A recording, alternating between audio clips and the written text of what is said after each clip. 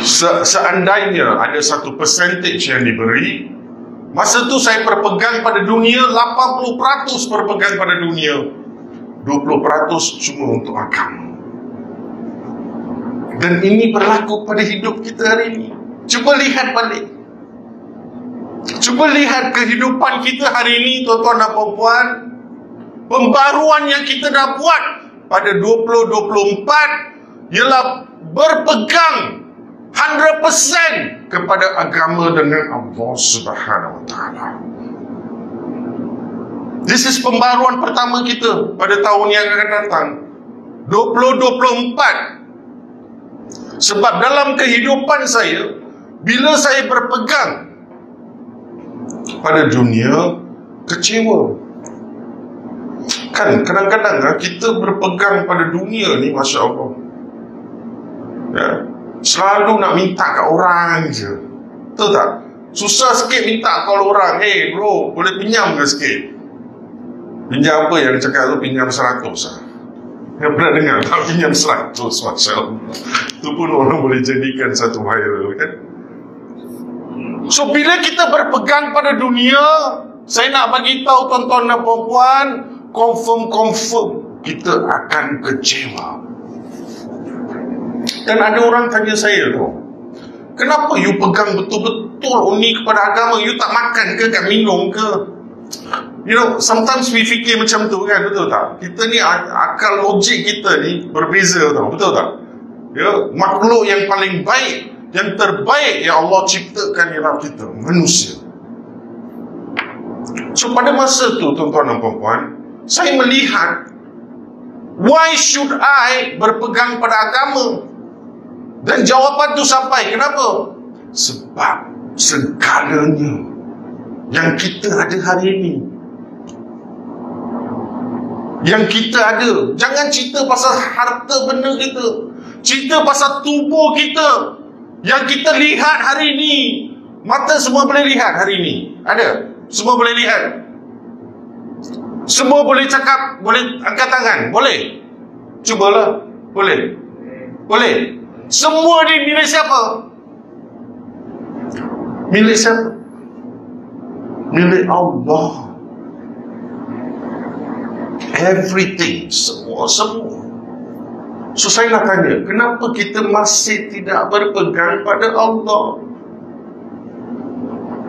Kenapa kita masih, if hari ini kita rasa kita ada masalah, kita ada something, dan kita masih dalam kehidupan, dan saya lihat ramai orang dalam kerja saya, setiap hari saya berjumpa at least dengan 5 orang atau 5 ke 6 keluarga dalam kerja saya, every day. Balik, bila saya jumpa dengan seseorang, lagi 2 tahun, setahun saya jumpa, sama je. Mungkin ada perbezaan, cuma dia ke belakang lagi.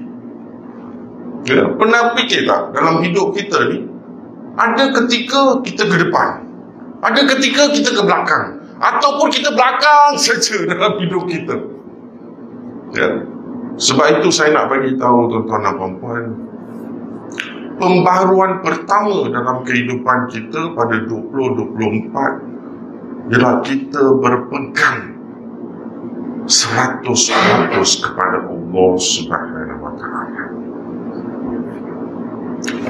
Tak ada jawapan lain, tak ada cara lain. Sebab saya melalui fasa kehidupan dia, sehingga saya beritahu confirm it's only Allah can help me. And again, hari ini saya nak bagi tahu kepada tuan-tuan dan puan-puan, there's no one dalam dunia ini akan membantu kita kecuali Allah Subhanahu Wa Taala. So bagaimana? The question again, bagaimana nak berpegang pada Allah?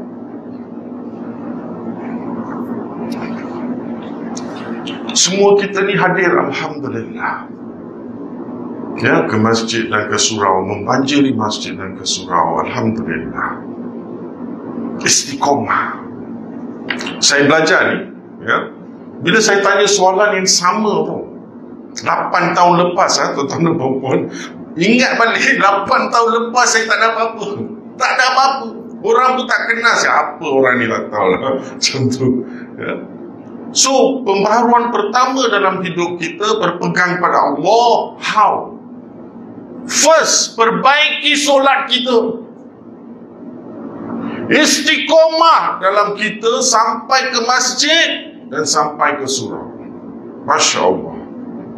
Jangan kita sebut saja. Jangan sebut, yes, I want to be a better person for Islam, for Allah. Tapi tak ada apa? Tak ada action. Seperti orang cakap ting kosong lah. Ting kosong tau. Kotor kata bunyi saja tapi tak ada apa. Seperti macam itulah. Action maksudnya, yang pertama, kita istiqomah dalam solat kita sampai ke masjid, banjiri masjid dan juga surau di mana-mana. InsyaAllah. Dan itu pembelajaran pertama saya dalam kehidupan menjadi seorang yang betul-betul istiqomah dalam agama. Sebelum saya diajar tau, saya belajar benda ni. Cuba bayangkan orang bagi kita ilmu, dan ilmu itu sampai daripada seorang sahabat. Dan saya pun pelik masa tu, kena pergi dah lah, saya tak solat, tak tahu solat. So saya pergilah sampai ke masjid. So saya berjemaah. So saya diberitahu dan saya nak bagi ilmu ni, saya nak kongsikan ilmu ini bagi sesiapa sahabat kita yang ada nak mengubah kehidupan kita, yang masih diuji, masih tak tahu betulkah aku ni, ya, macam mana nak mengubah keluarga saya, macam mana nak mengubah adik-beradik kita, macam mana nak bawa anak-anak kita kepada jalan Allah, macam mana nak membawa kawan-kawan kita untuk betul-betul istiqomah dalam agama. Minta pada Allah. So saya diajar masa tu, sebelum azan pergi ke masjid, buat 2 rakaat dulu. Lepas dah buat 2 rakaat solat sunat, 2 rakaat masuk masjid, doa. We fail to do that hari ini tau. Setuju tak? Setuju tak?